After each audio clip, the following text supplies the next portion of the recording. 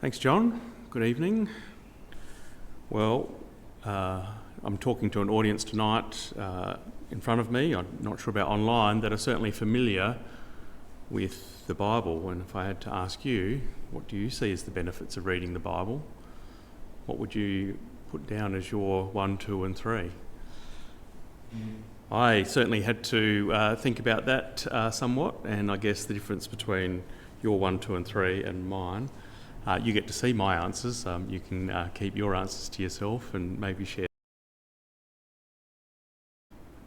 Or I've got this particular type of relationship issue, in my family, this is what I need to look at, or where's the specific framework about resolving that, and this person needs to do that, and then this person will do that, and we'll all live happily ever after. It's not as easy as that, but the Bible has been a book that inquiring minds have turned to for hundreds, thousands of years. And the book also captures events and history from thousands of years ago.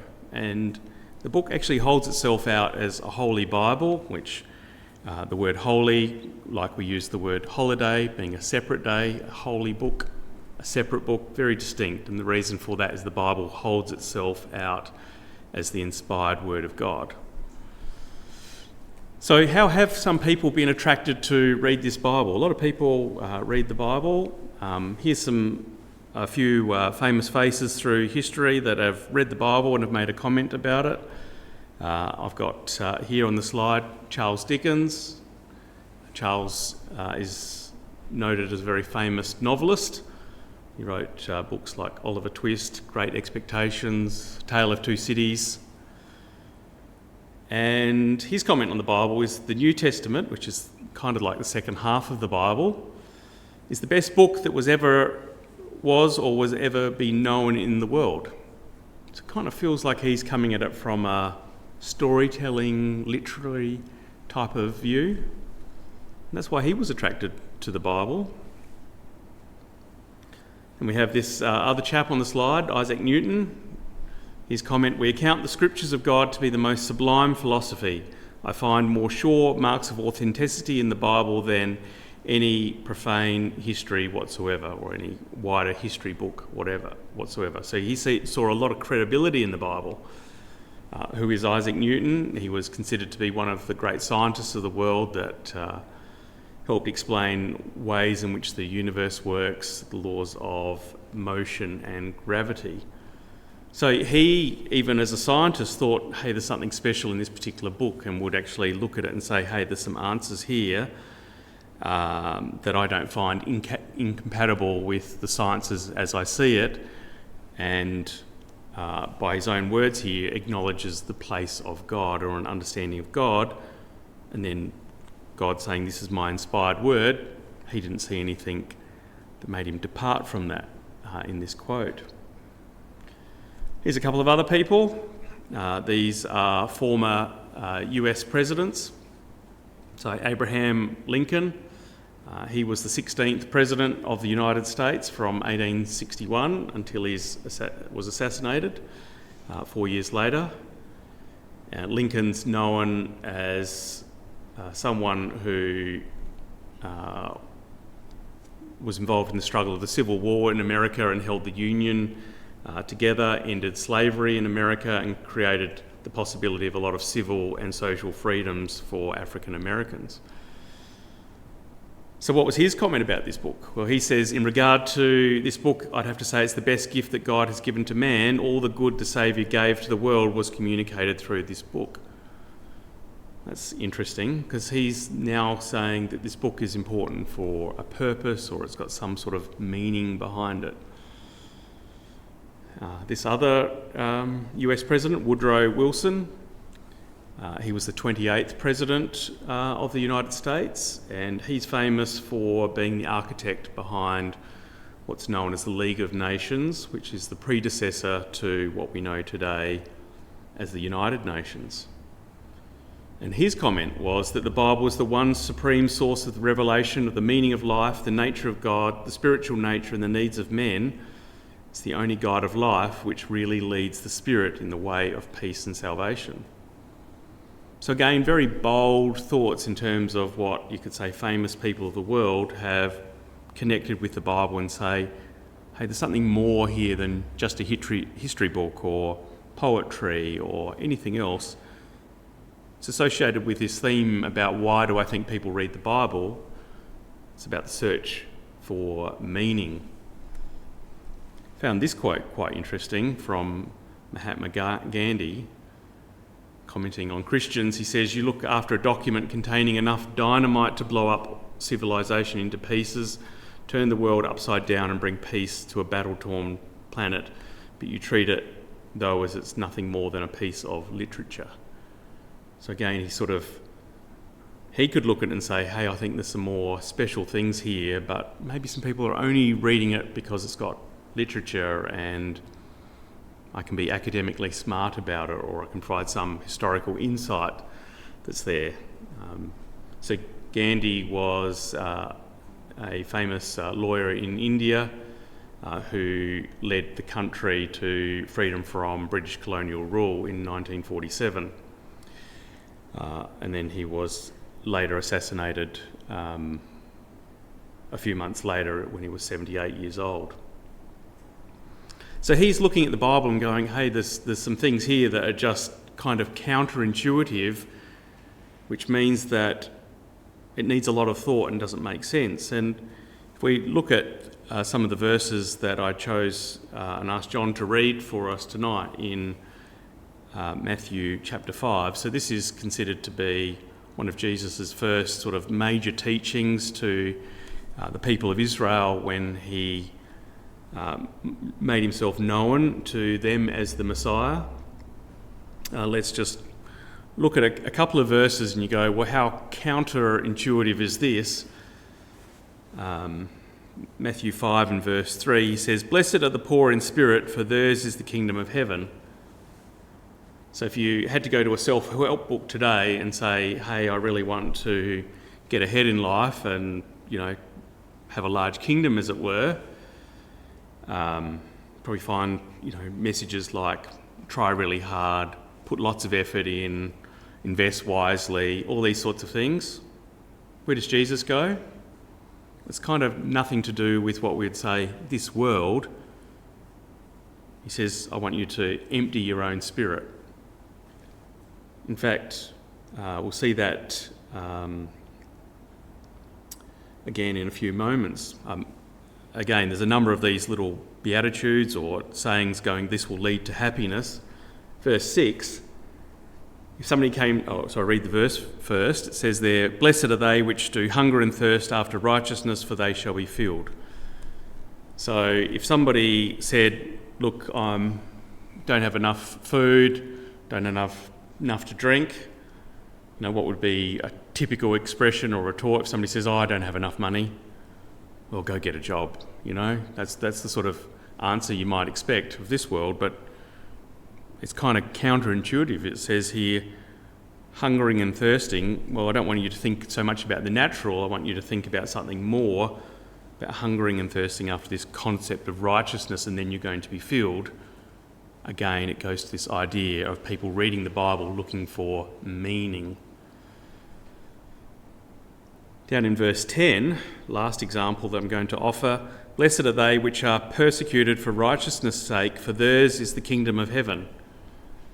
So if someone today was persecuted for doing the right thing, what would be the advice that we would be giving in this world? We'd say, well, that's against the human rights, or it's against the laws of the land. We need to mount a case against that. There needs to be an inquiry into these sorts of things.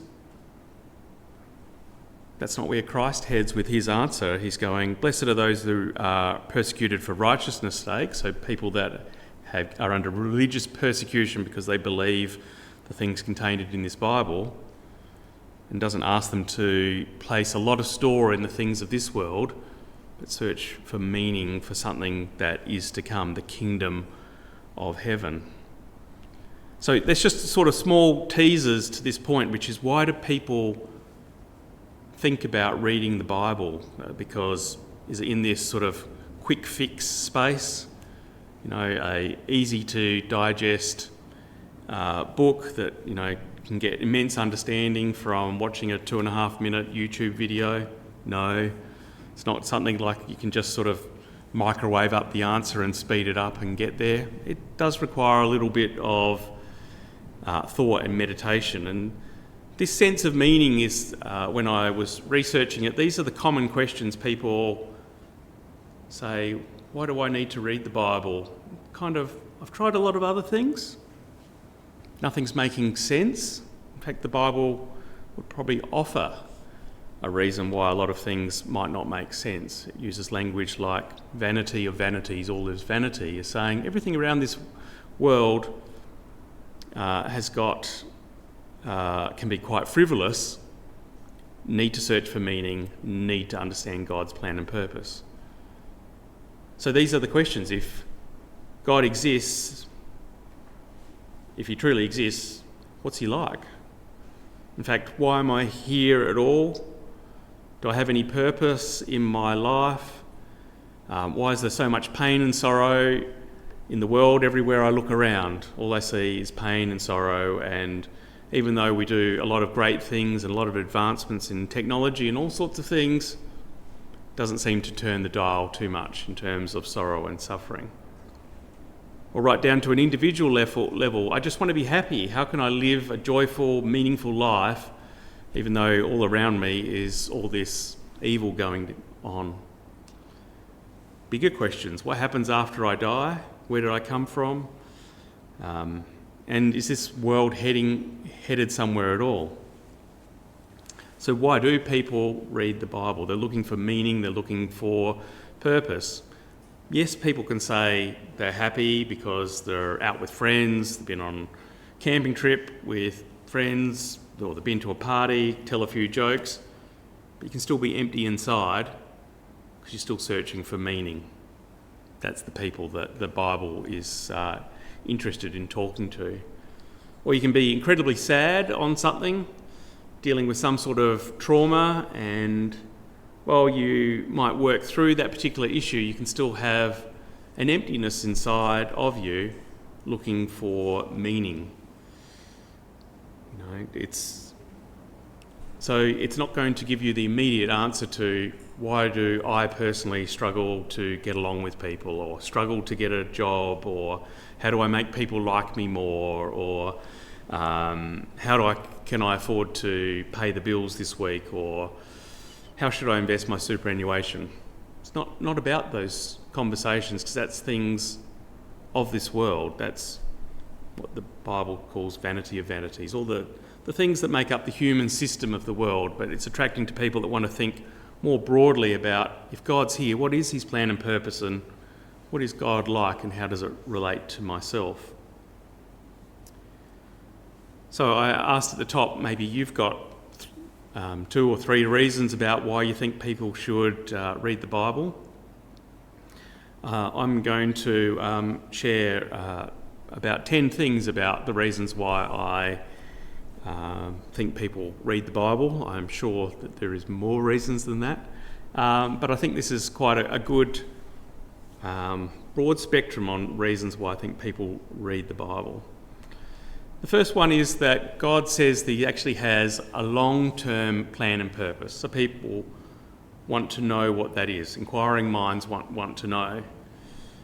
In the beginning of the Bible, it talks about God creating the earth, and then he looks for people that actually say they want to have a relationship with him, they want to call him their father. And God's looking for those people that actually want to have a relationship with him, not busily occupied with thinking about all things about themselves. And I'll just offer a few Bible quotes now just to sort of bear this out in terms of the language you'll start to see in the Bible. That Jesus, in fact it's in the next chapter from the one that John read tonight, which is known as the Lord's Prayer in Matthew chapter 6 and verse 9, begins, "Our Father which art in heaven," so acknowledging where God is, "hallowed," or holy, "is your name. Your kingdom come, your will be done on earth as it is in heaven." So Jesus acknowledges there's a difference between how things are going on earth at the moment to how they are in heaven, and is actually looking for a time when there's going to be that peace on earth. It's all going to be settled down. And this idea that God has got a plan and purpose just comes in through lots of different stories, or what the Bible calls as predictions or prophecies throughout the Bible. So here's just 4 of them, working clockwise around this slide. In the book of Jeremiah, he says, I know the plans I have for you, declares God, plans for welfare and not for evil, to give you a future and a hope. So again, inviting that audience and ourselves to think about long term. What's happening with the world and potentially ourselves long term. God says, I'm really interested in you finding out about that. I will instruct you and teach you in the way that you should go. I will counsel you with mine eye upon you. So God's open to talking to you through his word. We've got to do the investment of time and read it, of course. The Bible holds itself out as timeless. So God is for infinity. And so when he speaks a word, it's a truism. It's a truth that should stand the test of time. And in Psalm 33, it says, the counsel of God stands forever, the plans of his heart to all generations. And he's committed to this plan and purpose, as Peter, the second book of Peter, chapter 3 and verse 9 says, God's not slow to fulfill his promise, as some people count slowness, but is patient towards you, not wishing that any should perish, but all should reach repentance. That introduces a few extra concepts for us if we talk about this current order and arrangement on earth, which is distinct to God's righteousness, let's call it, in heaven. God's inviting people to understand his long-term plan and purpose. Well, that process of understanding it is going to involve what the Bible calls this term repentance, and it does talk about that on the way through.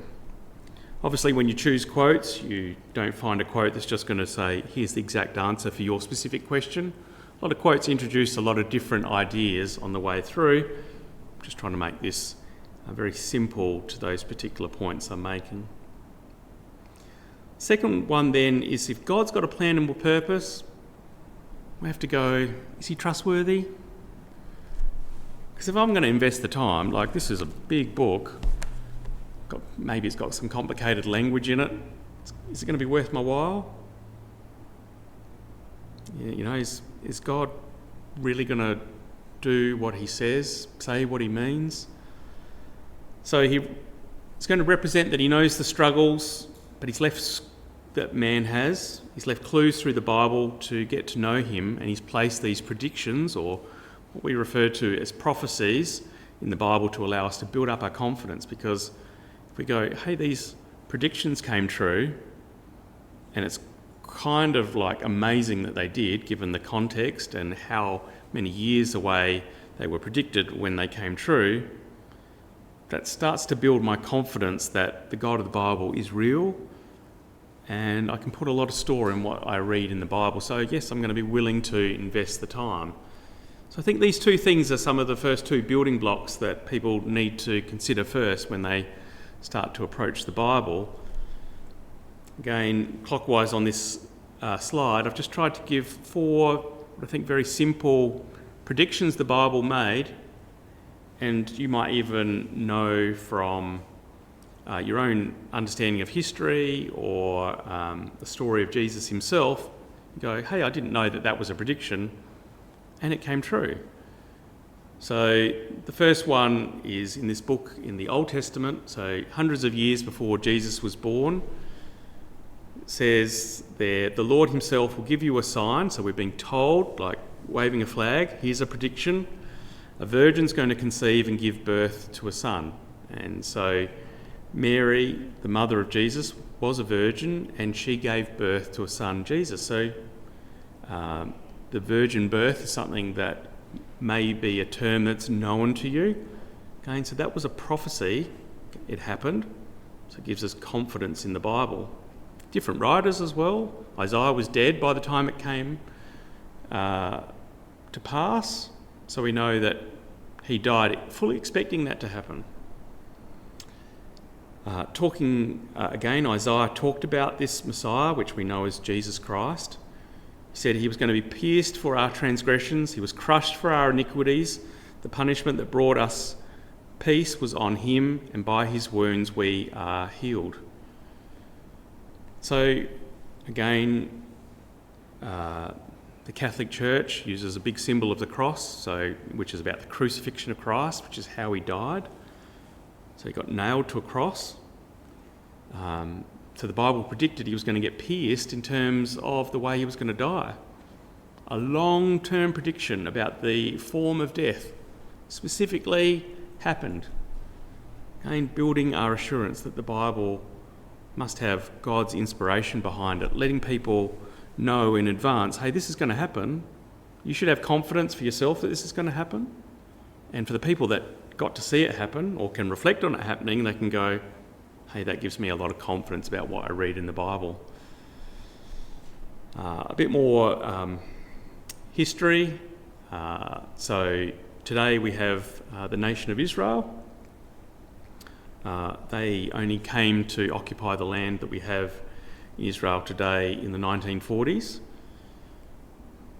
But way back in the time of this prophet Ezekiel, he says, hey, there's going to be a time where I'm going to take the Israelites out of the nations where they have gone, and I will gather them from all around and bring them back into their own land, and I will make them one nation in the land.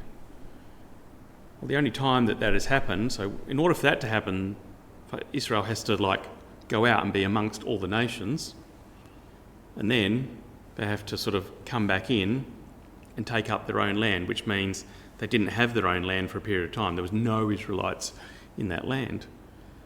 And we'd contend that the agitations around that particular verse were started to seen post-World War II after the persecution of the Jews primarily in Germany, and led to events that led to the formation of the nation of Israel in the 1940s. So a lot more recent history.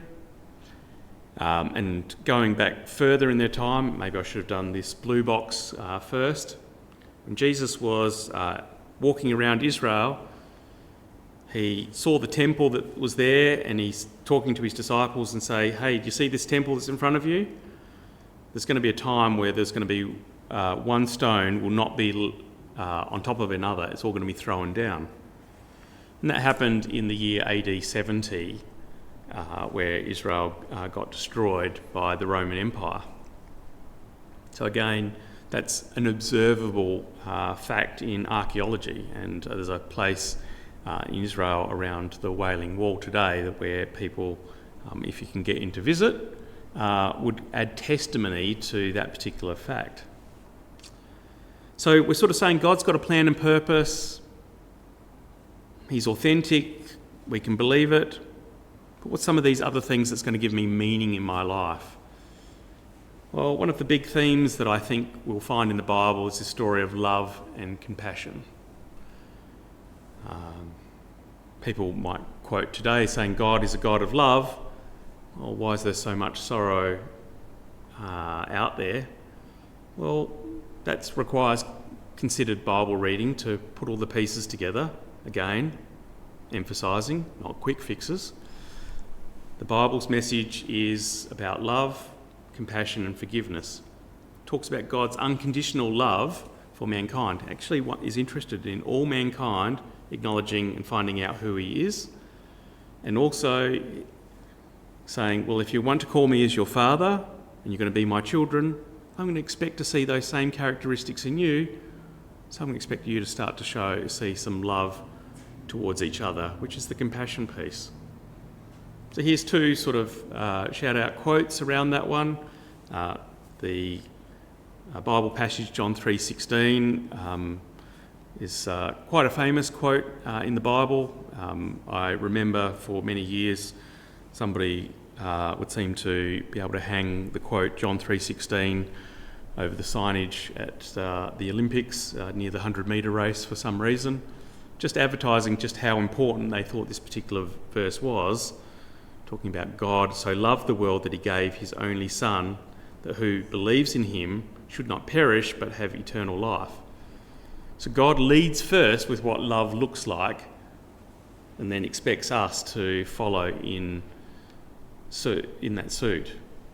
And when a apostle called Peter writes to a group of believers in a city called Corinth, he talks about these attributes that he wanted them to have: faith, hope and love. Yes, there are these three, but of them, the greatest of them is love. So maybe you had that on your list about why people read the Bible, thinking about love and compassion. The next topic, and these are in no particular order, that I think is found in the Bible, is this concept of faith and trust. It's this idea that can I work out everything for my own needs? If I was the richest person in the world and had all the resources, can I solve all the world's problems? Well, what the Bible's going to describe is the fact that actually God knows everything, and man, despite all his best endeavours, everything leads to misery. In fact, it's kind of broken people that appreciate that they're broken is the people that can actually understand what God is all about. And throughout the Bible, there's lots of stories about individuals who show unwavering faith in the face of some adversity, some just really tragic events. And they inspire readers to trust in God's providence and what's happening. Again, not the short term, the next 5 minutes, God's long-term plan. And finding some comfort and some purpose during some very difficult times in everybody's lives. Jesus himself went to the cross. He was persecuted, religious persecution at it, and he could have walked away from that, but he said, "Not my will, but God's will be done." So he actually realised it wasn't in himself to fix everything, but it's submitting to God's plan and purpose. He had to put his trust in God, that God would actually raise him. So this concept of faith starts to become very important through the Bible, and you'll find a chapter such as Hebrews chapter 11, which has got lots of examples around faith in it, but it leads off by saying, without faith, it's impossible to please God, because you've got to acknowledge that God's there. For whosoever will draw near to God must believe that he really exists and that he rewards and is going to look after those that seek him, that are going to be on that journey. So that's both the faith and the trust. He's going to reward those that decide to put their confidence in him, going, you know what, I can't work this all out. I don't have all the answers. Doesn't stop us all having opinions, but it means in the long term, God knows everything. Or in the Old Testament, the book of Proverbs says, "Trust in the Lord with all your heart, lean not on your own understanding. In all your ways acknowledge him, and he will make straight your paths." So again, it's this idea of recognising that there's some things that are beyond my control, and I have to put my confidence in God. In fact, there's an aspect of that is same theme that was picked up by the group of people that started Alcoholics Anonymous, which in their 10 principles, one of the first things they said is you've got to recognise that there's something greater than yourself in order to deal with addiction. Now, they made it non-denominational, and that whatever something greater than yourself is, they didn't make it religious. But that concept is anchored in the Bible, that the answers about greater than ourselves. The next major theme that I'm touching on is redemption and forgiveness. So the Bible emphasises just the amazing thing it can be to give and to receive forgiveness. It shows how individuals can find hope and restoration through understanding this concept. That can be individual to individual, within a family, amongst a group of people. All those examples are in the Bible. And these concepts are important for us to help navigate the world and deal with interpersonal relationships. But it also goes to actually God's greater plan and purpose with his family, his long-term plan, and why Jesus Christ himself, he died and was raised and gave us this hope, long-term hope of what the Bible calls salvation, or the opportunity for eternal life. So a couple of quotes around that. Ephesians 1 and verse 7, it says, in him, or in Jesus, we have redemption through his blood, the fact that he died, and we've got forgiveness according to the riches of his grace.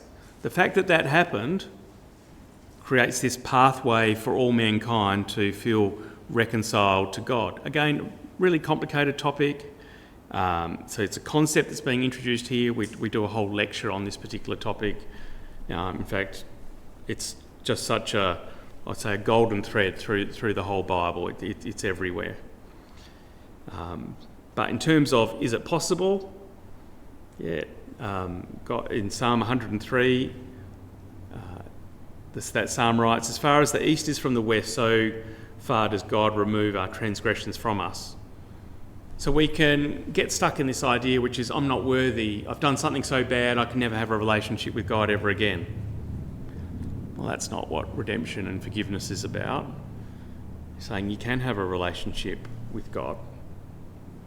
Doesn't sort of just, as I sometimes say, doesn't suddenly put Humpty Dumpty back together again and you won't see all the cracks in the egg. No. But it does talk about being able to move forward in life, and this idea that you can be whole with God even though you know that, hey, I find myself walking from one trouble into the next trouble.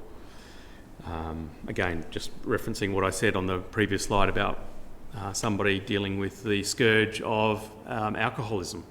That can be extremely hard to work through, but just understanding this long-term concept should mean that they don't say, well, I'm not worthy of God looking over me. So that's why the Bible holds itself out as a Bible that readers are looking for meaning in life. Justice and righteousness. The Bible absolutely promotes justice and righteousness. In the passage, again, that I refer to, that John read for us tonight, the Beatitudes, justice and righteousness is in there. I read before verse 10, blessed are they that are persecuted for righteousness' sake, for theirs is the kingdom of heaven. Feels like they need some justice. So that's just one example, but the Bible, there's many. The Bible promotes justice and righteousness and social responsibility to each other. Again, if God says, I'm your father, your children, I'm looking for you to show those behaviours to each other, some of that social responsibility will come in the way that we treat others. Do unto others as you would have done unto yourself is a Bible expression. So it calls on individuals to look after the oppressed or the marginalised. There's examples throughout the Bible of how God said, no, you need to look after what it calls the poor and needy, provide food for them. Or other times it talks about groups that might be socially isolated, fatherless and widows, making sure that there's dignity and equity for all. So again, a couple of quotes just to say, hey, you'll find this sort of meaning in the Bible if you choose to read it. Micah chapter 6 and verse 8. God has told you, O man, what is good and what does the Lord require of you, but it's that I want to see you doing justice, loving kindness, and walking humbly with your God. Acknowledging God's in control, and I want you to be committed to following his principles, and I want you to think about your impact on others with that term kindness that's being used there. Isaiah chapter 1 and verse 17, learn to do good, Learn to do good, seek justice, correct oppression, bring justice to the fatherless, plead the widow's cause. Again, that's this idea of justice and righteousness that God doesn't just reserve for the future, and yes, that is talked about, does talk about a time when Jesus will be back on the earth and there will be absolute justice and righteousness, wresting control away from the way man manages his affairs today with God's, or Jesus being God's ruler, with God's insights into what man needs fully clear to everyone. But right now, I want you to do your best as you understand these principles you're going to see in the Bible. If you were to spend time reading further, for your first Bible reading, it might be Matthew 5, 6 and 7, which is Jesus' major teaching, what we call teaching text, or his major sermon, or his major message to his believers. Lots of things there that will go to these particular concepts. And that means that you could be on your way to starting to understand and improving a sense of wisdom and guidance. But people can turn to the Bible for this wisdom, realising I'm not going to work things out by myself. So the Bible emphasises that where are you going to find wisdom? You're going to keep consulting amongst man, because man doesn't have a great track record of sorting things out. I mean, we might, use expressions like the definition of stupidity is to keep doing the same thing and expect a different result. I'd certainly use that expression probably weekly. But we do that when we think about the Bible. We're going to go, maybe there's another way. I need to think about God being in control. So when I said at the beginning that there's not just some ready reckoner in the Bible to go, hey, I've got this type of issue, turn to page 240 and here's the answer that's right here for me right now, perfect, everything I need, away I go. No, it does it through practical advice, parables, so the stories with some meaning that if you reflect on them you go, I actually understand God's wisdom. And they become guides for moral living, decision making, personal growth, provides guidance for us. Again, 2 quotes. Proverbs chapter 3, trust in the Lord with all your heart. Don't lean on your own understanding. I've got it all figured out. Don't do that. In all your ways, acknowledge him and he will make straight your paths. The answers are outside of ourselves. James 1 and verse 5, if any of you lack wisdom, as in just know you're not going to figure it out all by yourself, try something different. Ask God. He gives generously to all without reproach, and it will be given him. In this country, we have the luxury to just read the Bible, paper copy, online, multiple different styles of the Bible or versions. So lots of assets for us to take those first steps. Hope and salvation. Again, if God's got a long-term plan and purpose, how can I be a part of it? I like these principles. I like the idea of understanding God as a father. Can I be a part of it? That's the hope piece. Hope and salvation. Salvation maybe being a Bible word, this idea that you can receive immortal life. God is immortal forever, infinity. He's actually put the same promise to his children. It's a foundational theme all the way from the first few pages of the first books of the Bible right through to the end. There's always hope, no matter what the situation brings. This theme is a touchstone for comfort. No matter how bad things are, God, remember that concept of forgiveness and redemption? Kind of linked up together with this one of hope and salvation. The book of Romans says, for in this hope we are saved. What's this hope? The hope of the Bible. For this hope that is seen around us is not hope. Like, you can put some trust in things around this world. For who hopes in things that, for things which he sees? So if you want to keep hoping for mankind to nut his way out of problems, the Bible's kind of saying that's a bit more on the hopeless side than the hope side. But we hope for things that we don't see. We wait, and we've got to have patience about it. And Hebrews 6, for we have a most sure and steadfast anchor of our soul, even a hope that enters into the inner place behind the curtain. And again, maybe I shouldn't have used that quote, but because it's a little bit complicated at the end. But it's this steadfast anchor is why I selected it, and this idea that with a hope you can get beyond a curtain, get close to God, is what's involved there. So my last major point is this idea of unity and community. It's another reason people read the Bible. They like the idea of togetherness.